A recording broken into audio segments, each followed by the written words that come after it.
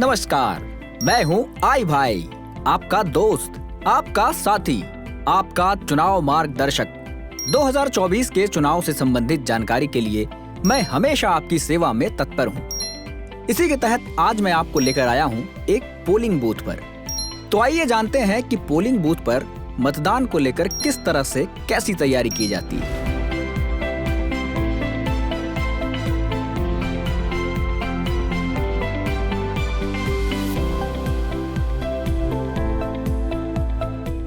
नमस्ते, मैं इस प्रखंड का प्रखंड विकास पदाधिकारी हूं और आगामी आम चुनाव को ध्यान में रखते हुए पोलिंग बूथों पे की गई व्यवस्था का निरीक्षण करने के लिए आया हूं। ये सेक्टर ऑफिसर और बीएलओ मुझे इस बूथ की तैयारियों से अवगत कराएंगे। आइए चलते हैं। बीडीओ सेक्टर ऑफिसर के साथ अंदर जाते हैं और सेक्टर ऑफिसर बीडीओ को कमरे का, पोलिंग ऑफिसर और पोलिंग एजेंट्स के बैठने की व्यवस्था का, वोटिंग कंपार्टमेंट का, कैमरा प्लेसिंग, बिजली, पानी, रैंप, शौचालय की व्यवस्था की जानकारी देते हैं।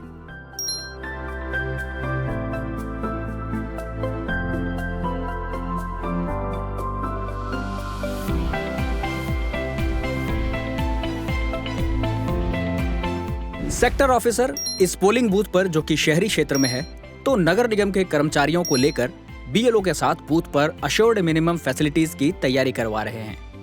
ग्रामीण क्षेत्र के पोलिंग बूथ पर यही कार्य पंचायत सचिव की सहायता से किया जाएगा।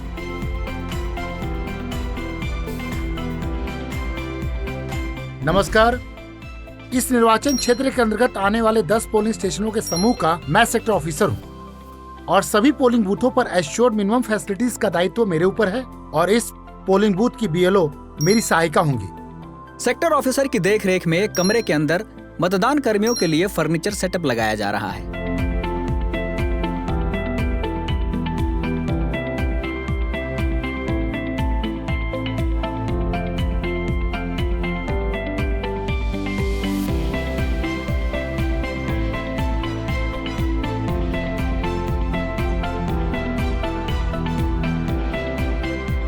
बिजली की व्यवस्था चेक की जा रही है। वह अन्य अश्योर्ड मिनिमम फैसिलिटीज जैसे कि दिव्यांग मतदाता के लिए रैंप की व्यवस्था, पीने के पानी, शौचालय, सफाई कर्मी के साथ, वोटर फैसिलिटेशन पोस्टर्स। जिस मतदान केंद्र पर 3 या 3 से अधिक बूथ होंगे वहां वोटर असिस्टेंस बूथ की स्थापना। 85 वर्ष से ऊपर व 40% से अधिक दिव्यांग मतदाताओं के लिए पोलिंग बूथ पर सुगम्य वाहन की व्यवस्था। इसके अलावा चिकित्सा सहायता और वॉलेंटियर्स जो मतदान के दिन मतदाताओं की सहायता के लिए उपलब्ध होंगे।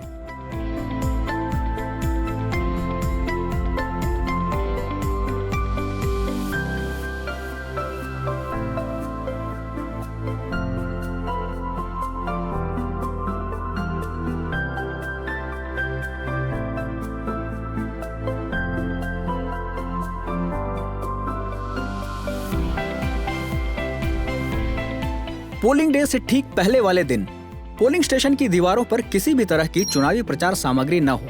अगर हो तो उसे हटा दिया जाए और मतदान केंद्र के बाहर जहां मतदाता लाइन में खड़े होंगे वहां धूप से बचने के लिए शेड का निर्माण भी कराया जा रहा है। महिला व पुरुष दोनों के लिए शेड में कुछ कुर्सियों की भी व्यवस्था रहेगी। सभी voter facilitation posters polling station के बाहरी दीवार पर प्रवेश द्वार के पास क्रमशः 1 to 4 लगाए जाएंगे। पोस्टर 1 में मतदान केंद्र का विवरण होगा जिसे प्रिसाइडिंग ऑफिसर द्वारा भरा जाएगा। पोस्टर 2 फॉर्म 7A जिसमें उम्मीदवारों की लिस्ट होगी। पोस्टर 3 क्या करें और क्या नहीं इसकी जानकारी। व पोस्टर 4 जिसमें वोटर आईडी के अलावा वोट देने के लिए जो दस्तावेज प्रयोग किए जा सकते हैं और साथ ही अपना वोट कैसे दें इसकी जानकारी उपलब्ध होगी। साथ ही किसी भी तरह की असुविधा के समाधान के लिए हेल्प डेस्क की स्थापना भी की जाएगी।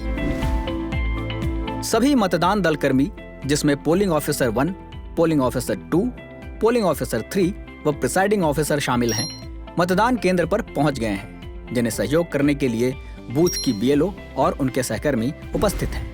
नमस्कार, हम लोग यहाँ की बीएलओ हैं। आइए हम आपको इस बूथ से संबंधित सारी जानकारी उपलब्ध करवा देते हैं ताकि आप लोगों को किसी भी प्रकार की असुविधा ना हो। खाने पीने की व्यवस्था के लिए हमारे यहाँ रसोइया उपलब्ध है जो आप सभी मतदान कर्मियों के लिए आप लोगों के द्वारा किए गए भुगतान के अनुसार पर आप लोगों को खाना उपलब्ध कराएंगी तथा लाइन में खड़े मतदाताओं को पानी भी पिलाएंगे। चलिए सर। प्रिसाइडिंग ऑफिसर मतदान केंद्र के दोनों तरफ से 200 मीटर की दूरी को नाप करके मार्क करेंगे, जिसे बीएलओ द्वारा चूने से चिन्हित किया जाएगा। उम्मीदवारों के टेंट इस दायरे के बाहर ही लगेंगे। बूथ के प्रवेश द्वार के पास प्रिसाइडिंग ऑफिसर द्वारा जरूरी नोटिस लगाए जाएंगे, जैसे कि सीसीटीवी चेतावनी व मतदाता शपथ पत्र, जो कि वोटिंग कंपार्टमेंट के अंदर, वोटिंग कंपार्टमेंट के सामने की दीवार पर और बूथ के एंट्रेंस पर लगाई जाएगी। सेक्टर ऑफिसर बूथ पर जाकर ये सुनिश्चित करेंगे कि सभी तैयारियां विधिवत हुई हैं। बूथ के अंदर सबसे पहले आने और जाने के लिए यदि 2 अलग दरवाजे हैं तो एंट्री और एग्जिट के दिशा निर्देश हों। यदि एक ही दरवाजे से आना और जाना है तो दरवाजे के बीच से बांस, रस्सी या पौधों के गमले के द्वारा पार्टीशन किया जाएगा, जिसमें मतदाता एक तरफ से अंदर आएंगे और दूसरी तरफ से बाहर जाएंगे। वोटिंग कंपार्टमेंट इस प्रकार से लगाया जाएगा कि वो 3 तरफ से घेरा हुआ हो, प्रकाश की समुचित व्यवस्था हो, लेकिन ध्यान रहे वीवीपैट पर हैलोजन लाइट या सूरज की रोशनी नहीं पड़नी चाहिए और मतदाता के ठीक पीछे दीवार हो, कोई खिड़की न हो। पोलिंग ऑफिसर्स के बैठने की व्यवस्था इस प्रकार से होगी कि वो मतदाता के मतदान की प्रक्रिया को न देख पाए।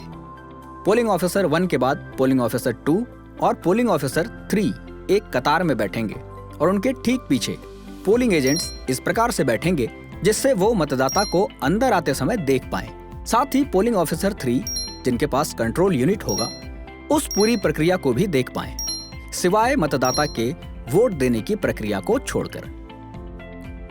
कंट्रोल यूनिट को बैलेट यूनिट से जोड़ने वाली वायर स्पष्ट रूप से दिखाई देनी चाहिए।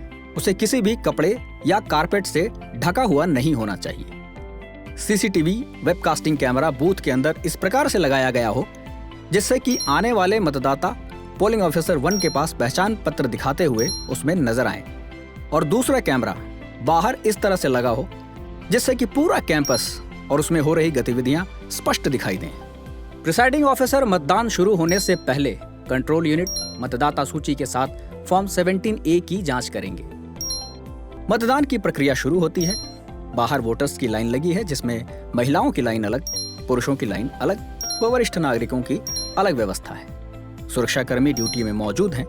उम्मीदवारों के टेंट 200 मीटर दूर लगे हैं, जो कि साइज में 10 बाई 10 के होंगे, जिसमें 1 टेबल, 2 कुर्सी और 2 लोग मौजूद हैं। बाहर हेल्प डेस्क पर बीएलओ मौजूद हैं। वॉलंटियर्स के रूप में कुछ स्टूडेंट्स क्यू मैनेज कर रहे हैं। किसी भी तरह की चिकित्सा सहायता के लिए एएनएम मौजूद हैं।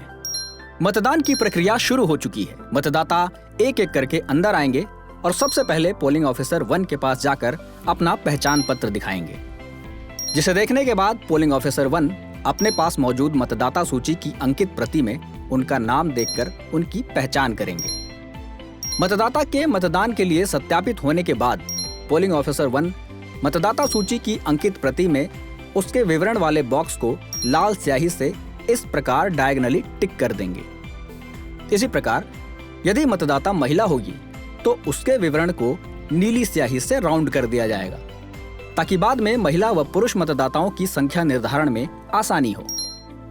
इसके बाद polling officer 2 register of voters form 17A में मतदाता का हस्ताक्षर या निरक्षर होने पर बाएं हाथ के अंगूठे का निशान लेकर उनकी उंगली पर स्याही लगाएंगे और वोटर लिस्ट में उनके क्रमांक की पर्ची उन्हें देंगे। अब पोलिंग ऑफिसर 3 जिनके पास कंट्रोल यूनिट है, वो बैलेट बटन दबाकर बैलेट यूनिट को एक्टिव करेंगे, जिसके बाद मतदाता वोटिंग कंपार्टमेंट में जाकर अपना मतदान कर सकेंगे। एक पुरुष के बाद 2 महिला मतदाता अपना मतदान करेंगी। विशेष परिस्थितियों में, जैसे कि यदि कोई दिव्यांग, कोई गर्भवती महिला या ऐसी महिला जो गोद में बच्चा लिए हो, तो इन्हें पहले मतदान करवाया जाएगा।